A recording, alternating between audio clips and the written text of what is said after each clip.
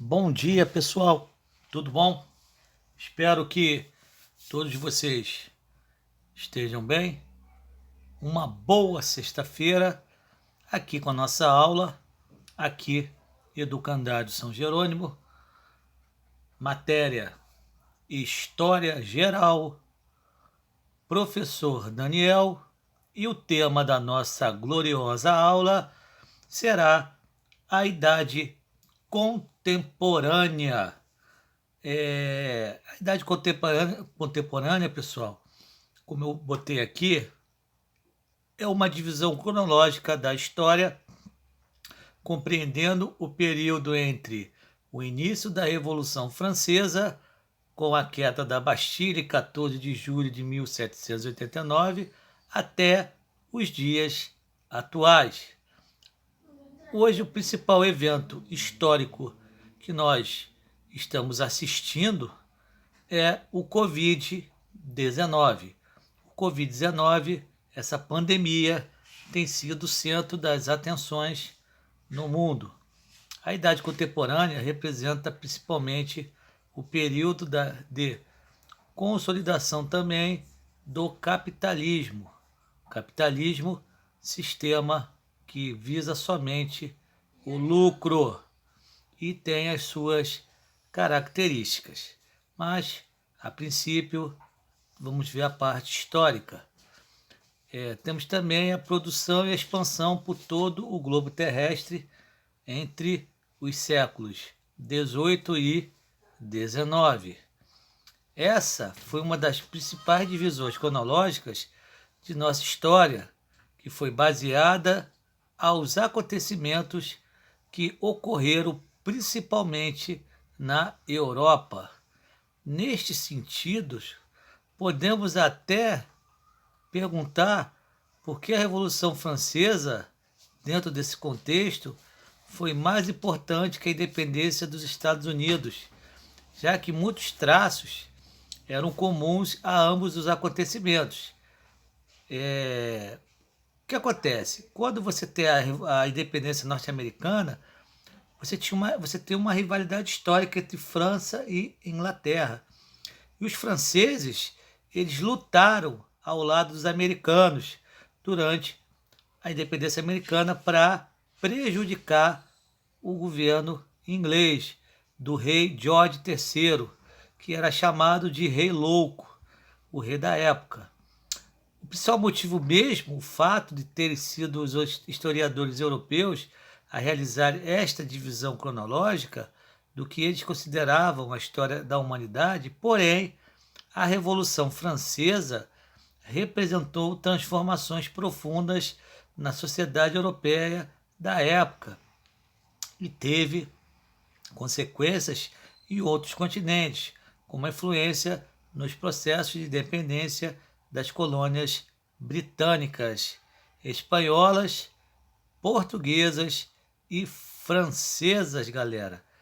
Até no hino da França, que é a Marseillaise, se vocês tiverem um dia a curiosidade de ouvir a Marseillaise e a tradução do hino da França, a gente vai ficar um pouco assustado, porque é um hino que o povo francês ele já não suportava a tirania do rei, que era o rei Luís XVI, onde a questão da miséria, da falta de alimentos, isso também suscitou a Revolução Francesa, tudo bem? Com ideais de liberdade, igualdade e fraternidade, que era liberté, égalité e fraternité, essa era o tripé da Revolução Francesa. A burguesia francesa e outros setores populares da sociedade conseguiram derrubar o poder político das aristocracias proprietárias de terras, que havia consolidado o seu poder durante a Idade Média. A conquista do poder político era a coroação de um fortalecimento econômico da burguesia que havia sido iniciada a partir de finais do século, nos finais do fortalecimento econômico da burguesia que havia sido iniciado a partir de finais da Idade Média. Com novas formas de produção nas sociedades e no campo, tivemos também a questão, nesse período também, das grandes navegações, que eram novas rotas marítimas entre o Atlântico e o Pacífico. Você tem também o regime político burguês, que era baseado na separação dos poderes executivo, legislativo e o judiciário. É mais ou menos o que acontece no Brasil, que são os poderes harmônicos, onde o judiciário, executivo e o legislativo são independentes e harmônicos. Isso também ocorreu durante a Idade Média, alcançando quase todos os locais do planeta. Nós também temos que falar também do que foi esse nome glamouroso aqui, onde os franceses o idolatram, onde dentro da geografia ele foi um grande geopolítico. O que Napoleão fez de tentar dominar a Europa, onde ele não teve sucesso quando ele tentou, quando ele chega na Rússia e ele volta e encontra tropas russas no entorno, Napoleão ele expande o poder da França a nível nacional e internacional, tudo bem? A ação de Napoleão Bonaparte foi importante para a expansão, como foi também para mostrar a força da reação que detinha ainda a aristocracia, que conseguiu deter o seu poderio. Mas o desenvolvimento do capitalismo não foi detido pela aristocracia. Os séculos 19 e 20 foram os períodos áureos do capitalismo, com os imensos avanços tecnológicos, imensas cidades que foram construídas e a população que cresceu de forma exponencial e distâncias que foram encurtadas, onde o ser humano podia chegar, como acontece em 1969, com a chegada dos americanos à Lua, onde você tinha a questão da Guerra Fria, onde americanos e soviéticos brigavam pela questão espacial. Você tem também a questão da riqueza. Por outro lado, apesar de todas as riquezas e avanços, a idade contemporânea ficou marcada também pela manutenção da miséria de grande parte da população, mesmo com a criação de imensas riquezas. Esta contradição, galera, gerou uma questão muito séria quando você tem a constatação do capitalismo liberal. Quando você fala do capitalismo, você fala em 3 fases. A fase do capitalismo comercial, que teve seu início no século XVI, o século XVIII, que foi a Revolução Industrial, o capitalismo industrial que ocorreu na Inglaterra durante o século XVIII, e você tem a Inglaterra como o berço da Revolução Industrial. E no século XX, o capitalismo financeiro, que é o centro das novas tecnologias. As principais consequências, pessoal, foram as lutas sociais das classes sociais exploradas, notadamente os trabalhadores assalariados, contra a exploração do capitalismo.